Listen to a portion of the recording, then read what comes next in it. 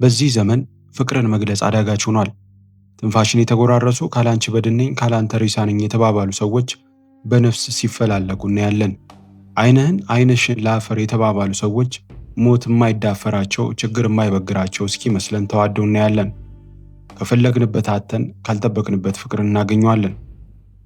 ሰላም ሰላም ወዳጆቼ እንዴት ናችሁልኝ? ዛሬ ፍቅር ቀመስ የወንጀል ታሪክ ይዤላችሁ መጥቻለሁ።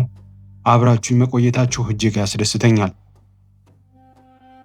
ጆዲ አሪያስ በካሊፎርኒያ የተወለደች በፎቶግራፍ ስራ የተሰማራች ወጣት ነች። በ2006 የንግድ ባዛር ላይ ትራቪስ አሌክሳንደር ከሚባል ወጣት ጋር ተገናኙ። ትራቪስ ፈገግታ የማይለየው ስኬታማ የመድን ሽያጭ ባለሙያ፣ በሞርሞን እምነቱ የጸና በራሱ ማህበረሰብ ውስጥ ተወዳጅ ተናጋሪ የሰው ፍቅር ያደለው ሰው ነው።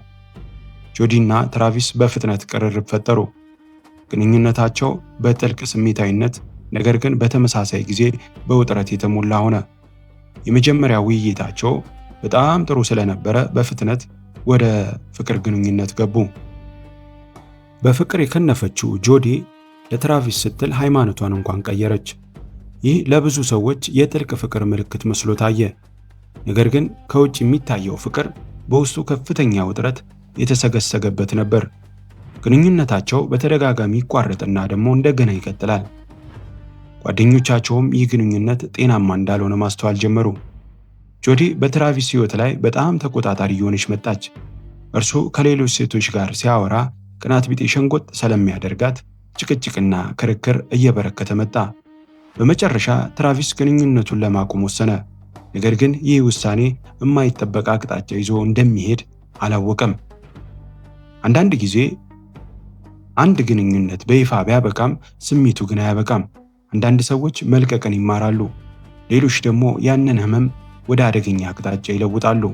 ትራቪስ አሌክሳንደር እና ጆዲ አሪያስ ግንኙነታቸውን እንደጨረሱ ቢናገሩም ሁለቱም ሙሉ በሙሉ እርግፍ አድርገው መተው አልቻሉም። አልፎ አልፎ ይደዋወሉ ነበር፣ ይገናኙም ነበር። ይህ ተግባራቸው ግንኙነታቸው የተወሳሰበ እንዲሆን አደረገው። በዚያን ጊዜ ትራቪስ ህይወቱን እንደገና ለመጀመር ደፋ ቀና የሚልበት ወቅት ነበር። ከሌሎች ሴቶች ጋርም ለመተዋወቅ ሙከራ ጀመረ። እናም በቅርቡ ወደ ሜክሲኮ ከጓደኞቹ ጋር ጉዞ ለማድረግ እቅድ አውጥቶም ነበር። ነገር ግን ጆዲ አሁንም በትራቪስ ህይወት ውስጥ ለመቆየት ትፈልጋለች። በፍርድ ቤት የቀረቡ ምስክርነቶች እንደሚያሳዩት ሁለቱ አልፎ አልፎ ይገናኙ የነበረ ቢሆንም ግንኙነታቸው ግን የተረጋጋ አልነበረም። 2008 ሰኔ 4 ቀን ጆዲ ወደ ትራቪስ ቤት ሄደች። በዚያ ቀን ሁለቱ አብረው ጊዜ አሳለፉ። ጆዲ በካሜራዋ ፎቶዎችን አነሳች። እነዚህ ፎቶዎች በኋላ በምርመራው ውስጥ በጣም አስፈላጊ ማስረጃ ሆኑ። ከዚያ በኋላ ግን የሆነውን ማንም በትክክል አላየም። ከቀናት በኋላ ጓደኞቹ ስልኩ እንደማይነሳና ከሱ መልስ እንዳላገኙ ሲያስተውሉ በጣም ተጨነቁ። በመጨረሻም ወደ ቤቱ ሄዱ። በዚያ ያገኙት ሁኔታ ግን እጅግ አስደንጋጭ ነበር። በአሜሪካ አሪዞና ግዛት የሚገኝ ጸጥ ያለ ሰፈር ውስጥ አንድ አስፈሪ ወንጀል ተፈጽሟል። ያ ለብዙ ህልሞቹ የሚዳክረው በተለይ ወጣት ትራቪስ አሌክሳንደር በቤት ውስጥ በአሰቃቂ ሁኔታ ሞቶ ተገኘ። ጓደኞቹ ድንጋጤ ያንዘፈዘፋቸው ወዲያውኑ ለፖሊስ ደወሉ። ፖሊሶች ደርሰው ምርመራ ተጀመረ። መጀመሪያ ላይ መርማሪዎቹ በርካታ ጥያቄዎች ነበሯቸው። ማን ነበር ወደ ቤቱ የገባው? ለምን እና ምን ተፈጠረ? ምርመራው በቤት ውስጥ በተገኙ ማስረጃዎች ላይ ተመሰረተ። ከነዚህ ውስጥ በጣም ያልተጠበቀው አንዱ የዲጂታል ካሜራ ነበር። ካሜራው ቢበላሽም የቴክኖሎጂ ባለሙያዎች ከውስጡ የተሰረዙ ፎቶዎችን ማስመለስ ቻሉ። እነዚያ ፎቶዎች በዚያ ቀን ጆዲ እና ትራቪስ አብረው እንደነበሩ ያሳዩ ነበር። ይህም ለመርማሪዎቹ ጉዳዩን ለመፍታት ትልቅ መነሻ ሆነ። ጆዲ ግን በዚያን ጊዜ አብራው እንዳልነበረች ተናገረች። ነገር ግን የተገኙት ማስረጃዎችና የእሷ ቃል አራምባና ቆቦ ሆኑ።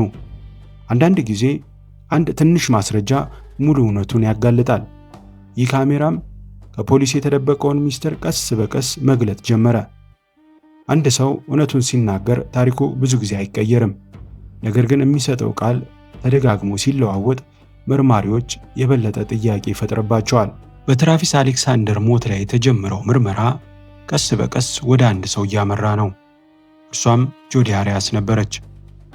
መርማሪዎቹ በመጀመሪያ ሲያናግሯት ጆዲ በግድያው ቀን ወደ ትራቪስ ቤት እንዳልሄደች መካዷ ሳያንስ ለረጅም ጊዜ እንዳልተገናኙም አስረዳች። ነገር ግን መርማሪዎቹ ከተበላሸው የዲጂታል ካሜራ የተመለሱትን ፎቶዎች አሳዩአት። እነዚያ ፎቶዎች በዚያ ቀን ከትራቪስ ጋር አብራ እንደነበረች ያሳዩ ነበር። ይህን ካየች በኋላ ጆዲ የመጀመሪያ ቃሏን ቀየረች። አሁን ግን አዎ ቤቱ ሄጄ ነበር፣ ነገር ግን ከዚያ በኋላ 2 ጭንብል ያደረጉ ሰዎች ወደ ቤቱ ገብተው ጥቃት ፈጸሙ፣ እኔም በፍርሃት ሸሽቻለሁ አለች። መርማሪዎቹ ይህን ታሪክ የሚደግፍ ምንም አይነት ማስረጃ አላገኙም። የቤቱ ሁኔታ፣ የተገኙት ማስረጃዎችና ሌሎች ቴክኒካዊ ምርመራዎች ከሰጠችው ቃል ጋር አልተጣጣሙም። የተደረጉት ተጨማሪ ምርመራዎችም የተሰበሰቡት ማስረጃዎችም የሚጠቁሙት ጆዲን ሆነና መፈናፈኛ ቢያሳጧት፣ ከዚህ ሁሉ በኋላም ጆዲ ለ3ኛ ጊዜ ታሪኳን ቀየረች። በዚህኛው ቃሏ ግድያውን የፈጸምኩት እኔ ነኝ፣ ነገር ግን ራሴን ለመከላከል ነበር ስትል ተናገረች። ይህ 3ኛው የእምነት ክህደት ቃሏ ነው። አንድ ጊዜ አልነበርኩም፣ ቀጥሎ 2 ሰዎች ነበሩ፣ ከዚያ ደግሞ ራሴን ለመከላከል ነበር በማለት በተደጋጋሚ የተለያዩ ቃሎች መስጠቷ የመርማሪዎቹን ጥርጣሬ አጠናከረው። በዚህ መካከል የጆዲ የጉዞ መረጃዎችም ተመረመሩ። የመኪና ኪራይ፣ የነዳጅ ግዢና ሌሎች መረጃዎች እንቅስቃሴዋን ለመከታተል አግዘዋል። በምርመራው ወቅት የዲኤንኤ ማስረጃዎችና ሌሎች ፎረንሲክ ግኝቶች በጉዳዩ ውስጥ አስፈላጊ ሚና ተጫውተዋል። በመጨረሻ መርማሪዎቹ የሰበሰቡት ማስረጃ ጆዲ አሪያስን ፍርድ ቤት ለመከተር በቂ መሆኑ ተረጋገጠ። ነገር ግን የሚቀጥለው ሂደት ከምርመራው የበለጠ ትኩረት የሳበ ነበረ። የፍርድ ቤቱ ችሎት በቀጥታ በቴሌቪዥን ተላለፈ። በመላው አሜሪካም ሚሊዮኖች ተከታተሉት። የፍቅር፣ የቅናት፣ የማስረጃና የፍትህ ጉዳይ በዚያ ችሎት ውስጥ በሰፊው ተንሸራሸረ። እንደ አውሮፓውያኑ አቆጣጠር 2013 ላይ የጆዲ አሪያስ የፍርድ ሂደት በአሜሪካ ህዝቡ በጣም ከተከታተለው የወንጀል ችሎቶች መካከል አንዱ ሆነ። ለወራትም ቀጠለ። ችሎቱ ላይ የአቃቤ ሕግ አቋም ግልጽ ነበር። ይህ ድርጊት በንዴት በቅጽበት የተፈጸመ አልነበረም፣ አስቀድሞ የታቀደና ከቅናት የተነሳ የተፈጸመ ወንጀል ነበር ሲል ተከራከረ። በሌላ በኩል የጆዲ ጠበቆች እርሷ በፍርሃት ውስጥ ሆና ራሷን ለመከላከል እንደተገደደች ለማሳየት ሞከሩ። በፍርድ ቤት ውስጥ ጆዲ ራሷ በምስክርነት ቆመች። አቃቤ ሕግ ቀደም ሲል የሰጠቻቸውን የተለያዩ የእምነት ክህደት ቃል እያነሳ ጥያቄ ያቀረበላት። በጥያቄና መልስ ሂደት ላይ አንድ ጊዜ እንባዋን እየዘራች፣ ሌላ ጊዜ ደግሞ ድርቅ ብላ መልስ ሰጠች።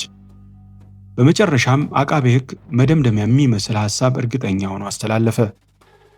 ጆዲ ትራቪስን በቅናት ተነሳስታ በእቅድ ገደለችው። በመታጠቢያ ቤት ውስጥ በመሳሪያ ተኩሳበት፣ ከዚያም በቢላዋ ከ27 ጊዜ በላይ ወቅታው በመጨረሻም አንገቱን ቀልተዋለች። የፎሬንሲክ ማስረጃዎች እንደሚያሳዩት ትራቪስ በሕይወት ለተወሰነ ጊዜ ሲንቀሳቀስ ቆይቶ ነው የሞተው። ይህም ግድያው እጅግ በጣም ጭካኔ የተሞላበት እንደነበር ያሳያል።